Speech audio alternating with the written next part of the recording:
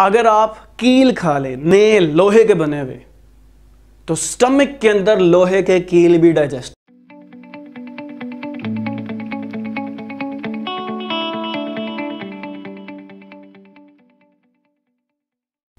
अस्सलाम वालेकुम, welcome back. आज हम पढ़ने जा रहे हैं एक इम्पॉर्टेंट टॉपिक जिसका नाम है स्टमक। ह्यूमन डाइजेस्टिव सिस्टम का ये एक इम्पॉर्टेंट ऑर्गन है।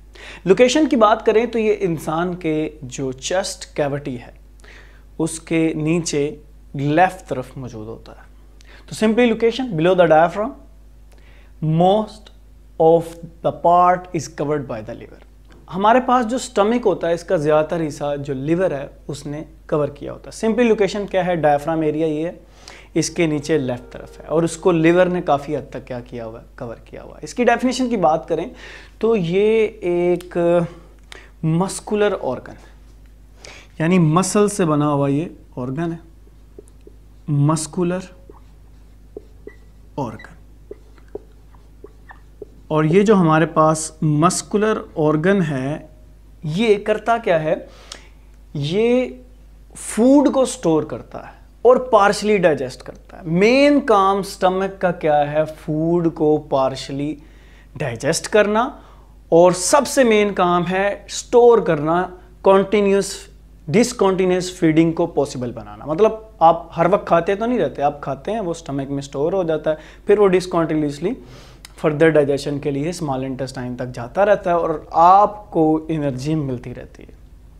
डियर स्टूडेंट, इसकी मॉर्फोलॉजी की बात करें तो हमारे पास इसके मेन पार्ट में हमारे पास आते हैं। अच्छा, ये एसोफेगस जो कि हमारे ऑरल कैविटी के बाद फूड पाइप आती है, विंड पाइप के साथ, सांस की नाली के साथ, ये एसोफेगस है। और एसोफेगस के बाद ये एक हमारे पास ऑर्गन है जिसको हम कहते हैं, इसकी शेप कैसी है, ये जे शेप्ड, जे नुमा, ये क्या है हमारे पास एक ऑर्गन है। और ये जे शेप्ड ऑर्गन के डिफरेंट पार्ट है, जिसके पास हमारे पास इधर एक कार्डियक स्फिंक्टर आता है। स्फिंक्टर सुराख को कहते हैं, मसल्स का बना हुआ है, कॉन्ट्रैक्ट और रिलैक्स कर सकता है। एसोफेगस से फूड स्टमक के अंदर एंटर होती है इस सुराख के जरिए, और इसको आप कहते हैं कार्डियक स्फिंक्टर। इसी तरह एक नीचे सुराख मौजूद होता है, उसे आप कहते हैं पाइलोरिक स्फिंक्टर। अब ये सुराख हैं, ये फूड के आने और जाने को स्टमक में रोकते हैं, यानी आने वाला जो एक सुराख है वो कार्डियक स्फिंक्टर है। कार्डियक क्यों कहते हैं, दिल के पास है, और ये पाइलोरिक एरिया है हमारे स्टमक का, तो इसको आप कहते हैं पाइलोरिक स्फिंक्टर। ये स्टमक की मेन बॉडी है और ये उभरा हुआ हिस्सा इसे हम कहते हैं दिस इज फंडस। तो ये इसकी मॉर्फोलॉजी है। नीचे फिर इसके क्या स्टार्ट हो जाती है आपके पास, स्मॉल इंटेस्टाइन। डियर स्टूडेंट, ये जो हमारे पास स्टमक है, स्टमक, इसकी एनाटॉमी की बात करें ना तो ऊपर से हमें मौजूद है यहाँ पर इसके अंदर क्या, ऊपर से एसोफेगस, ये एक नाली आ रही होती है, और ये एसोफेगस से जो फूड आता है, हमने भी बात की, वो एक स्फिंक्टर सुराख से आता है, that is called as cardiac sphincter. Anatomy की बात करें, ये मैक्रोस्कोपिक स्ट्रक्चर था, एनाटॉमी माइक्रोस्कोपिक स्ट्रक्चर है। माइक्रोस्कोपिक स्ट्रक्चर में जब आप देखते हैं तो स्टमक को हम 3 लेयर में डिवाइड करते हैं। एक इसकी स्टमक की आउटर लेयर होती है, एक मिड में होती है, और एक हमारे पास होती है इनर। ये 3 लेयर, और ये जो मिड में मौजूद है ये मसल्स की बनी होती है, इसे मस्कुलर लेयर कहते हैं। आउटर लेयर को आप सिरोसा भी कहते हैं, कनेक्टिव टिश्यू की होती है, और इसका काम होता है बाहर वाले जो स्टमक है उसको बाहर, जो उसके बाहर हिस्सा है उससे कनेक्ट करके रखना। फिर ये मिड में हमारे पास मस्कुलर लेयर आती है, इसमें 3 तरह के मसल पाए जाते हैं। लॉन्गिट्यूडिनल मसल, ये जो मैंने शो किए हुए हैं सर्कुलर, और ये हमारे पास आते हैं ओब्लीक। इन मसल्स का काम क्या है? इन मसल्स का काम है कॉन्ट्रैक्ट और रिलैक्स करना। जैसे मेरे ये हाथ के मसल कॉन्ट्रैक्ट और रिलैक्स करते हैं। इससे होता क्या है? Food is thoroughly mixed. Food को मिक्स किया जाता है, किसके साथ मिक्स किया जाता है? गैस्ट्रिक जूस के साथ, जो कि हम अभी आगे देखेंगे। फूड को मिक्स किया जाता है, फिर उसकी डाइजेशन होती है और वो सेमी सॉलिड से मैस में बदल जाता है, उसको कहते हैं काइम, और इस अमल को कहते हैं चर्निंग। तो हमारे पास जो मिड वाली लेयर है, इसका मेन काम हमारे पास क्या आता है? That is churning. चर्निंग क्या है? जैसे मुंह के अंदर मैस्टिकेशन होती है, हम फूड को चबाते हैं, बिल्कुल इस तरह हमारे स्टमक के अंदर जब वाल कॉन्ट्रैक्ट और रिलैक्स कर रही होती हैं स्टमक की, तो उससे फूड की पार्शियल डाइजेशन होती है। फूड अच्छी तरह जो गैस्ट्रिक जूस है उसके साथ मिक्स हो जाता है। तो इस अमल को हम क्या कहते हैं? चर्निंग कहते हैं। रिजल्ट में एक सेमी सॉलिड सा एंड पे मैस बनेगा, उसे हम काइम कहते हैं। डियर स्टूडेंट, यहां पे मैं आपको बताता चलूं, इस स्फिंक्टर से सुराख अंदर आती है, लेकिन कभी कभार किसी वजह से अगर फूड वापस चला जाए इस कार्डियक स्फिंक्टर से, तो एक बर्निंग सेंसेशन फील होती है हमें हमारे इस एरिया में, एसोफेगस में कह लें, ये छाती में, सीने में, जिसे हम क्या कहते हैं? हार्ट बर्न और पायरोसिस। पायरोसिस क्या है कि if the food material flashback, और आप कह लो उसकी एंटीपैरास्टालसिस हो जाती है और बैक चला जाता है, तो इससे हमारे सीने में हमें बर्निंग फील होती है ड्यू टू एसिडिटी आप कह लें, या एसिडिक काइम की वजह से। तो इस अमल को आप हार्ट बर्न या पायरोसिस कहते हैं। ये एक डिजीज है। साथ साथ हम सारे पॉइंट कवर कर रहे हैं, आप देखते जाएं इसको। तो ये मसल्स की बात मैंने कर ली। मसल्स के बाद हमने बात कर ली चर्निंग क्या होती है, पायरोसिस किसे कहते हैं। उसके बाद मोस्ट इंपॉर्टेंट जो हमारे पास इधर एक इनर मोस्ट लेयर है, और स्टमक के अंदर, फुल अंदर से देखा जाए ना, तो उसके ऊपर बाल होते हैं, जैसे ये मेरे माथे पर नहीं है, ये ऐसे, इसे रुगाई कहते हैं। डियर स्टूडेंट, इस मेम्ब्रेन को, इनर मोस्ट मेम्ब्रेन को हम कहते हैं म्यूकोजा। और ये म्यूकोजा को अगर आप फुल खोल कर देखें, या आप कह लें इसको आप अगर जूम करके देखें, तो आपको क्या दिखेगा? आपको इसके अंदर ये म्यूकोजा एक ग्लैंडुलर, ग्लैंड रखने वाली, सिक्रीशन करने वाली स्टमक की इनर लेयर है।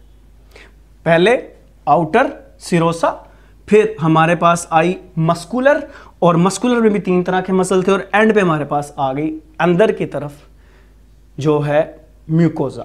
अब इस म्यूकोजा में म्यूकस सेल मौजूद होते हैं, और डिफरेंट तरह के सेल होते हैं, और उन सेल को कलेक्टिवली आप क्या कहते हैं कि ये उसके गैस्ट्रिक ग्लैंड्स।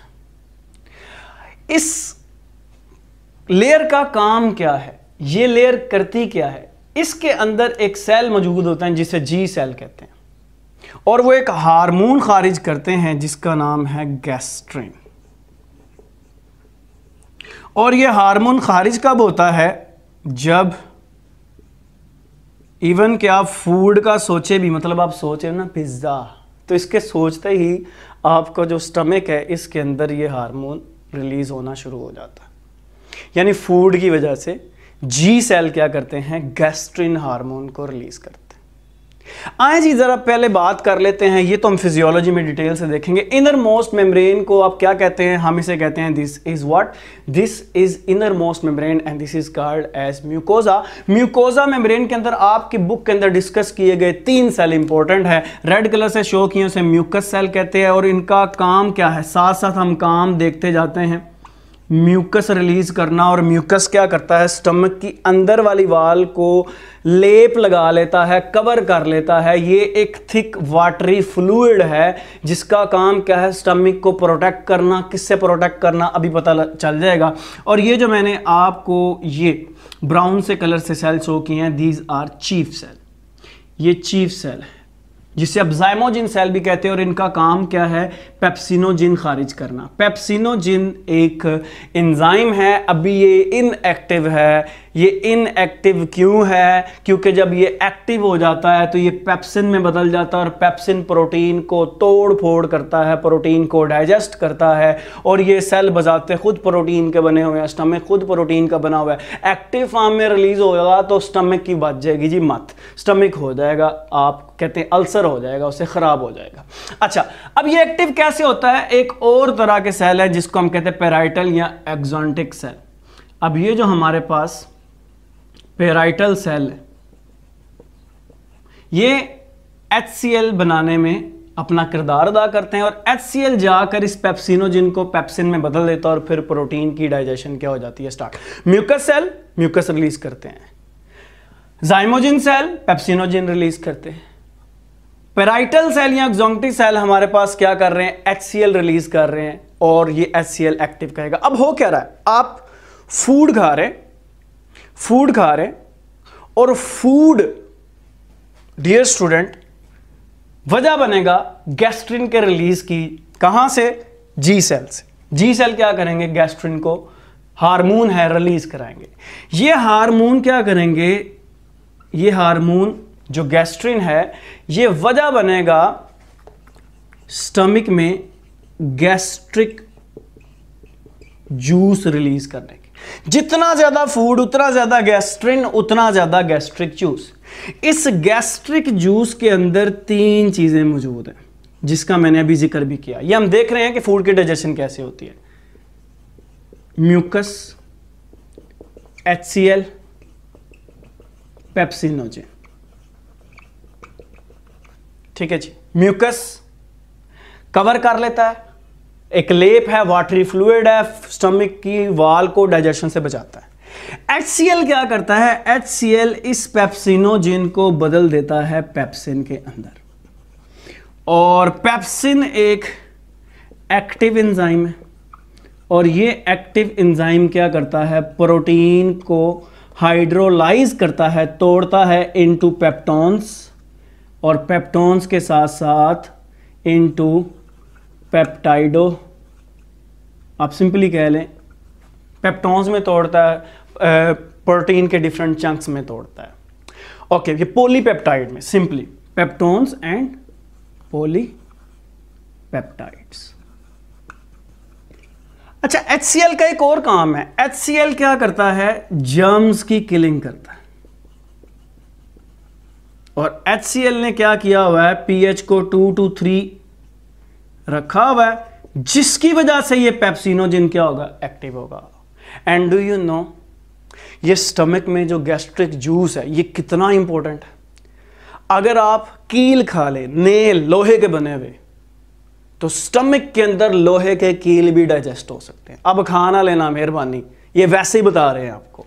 ओके, तो ये हमारे पास एक सारा प्रोसेस है किस तरह जो स्टमक है वो क्या करता है? अपने काम को सर अंजाम देता है। म्यूकस का रोल भी देख लिया हमने, HCl का रोल भी देख लिया, पेप्सिनोजिन को भी देख लिया। इनएक्टिव एक्टिव होता है in the presence of pepsin, फिर क्या करता है? प्रोटीन की तोड़फोड़ करता है। अगर हम स्टमक के फंक्शन को समराइज करें तो इसमें क्या हो रहा होता है? फूड स्टोर हो रहा होता है, पार्शली डाइजेस्ट हो रहा होता है और उसके साथ साथ इसमें लिपिड की मेल्टिंग भी होती है। जी हाँ, जब चर्निंग हो रही होती है, हीट प्रोड्यूस हो रही होती है, हीट के प्रोड्यूस होने से लिपिड्स क्या करते हैं? मेल्ट करते हैं और उसके बाद फूड क्या होती है? नेक्स्ट पार्ट जो कि स्मॉल इंटेस्टाइन है उसमें एंटर हो जाती है और ये जो फूड डाइजेस्ट होके एक लिक्विडी सा मटेरियल बन जाता है इनटू द स्टमक, उसे कहते हैं काइम। उम्मीद करता हूँ आपको लेक्चर समझ आई होगी। अगले लेक्चर में मिलेंगे, अपना ख्याल रखिएगा। अल्लाह हाफ़िज़।